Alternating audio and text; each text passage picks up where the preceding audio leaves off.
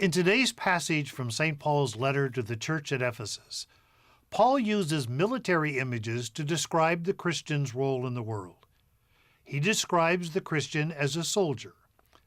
But I believe that we must be careful with this image and apply the image as Paul uses it.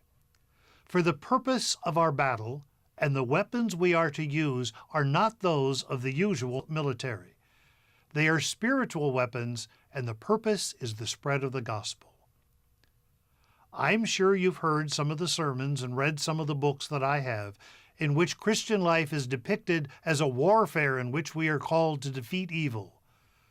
Well, for one thing, Jesus already conquered evil, and so that need not be our mission. And Jesus calls his followers to peaceful confrontation, not antagonistic hatred. We don't need to be at war in that sense. The Christian life will indeed lead to confrontation at times, but within that situation, we are to use the weapons of faith, as St. Paul explains in his letter to the Ephesians. There he says, we are to put on the armor of God. We are to gird our loins in truth. Righteousness is to be our breastplate, and our feet are to be shod in readiness for the gospel of peace. Faith should be our shield, and the Word of God should be our helmet and sword. Not the description of an ordinary soldier decked out for conventional warfare.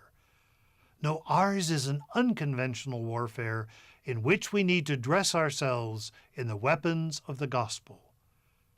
And our goal is not the destruction of the enemy, but his or her well-being and possible conversion. We are not called to destroy, but to build up and to edify, since the good of others is always our aim. The differences in weaponry and goal make Christian warfare, if we need to call it that, something very different.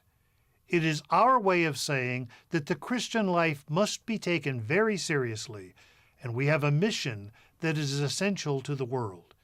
It is a mission of love given us by God.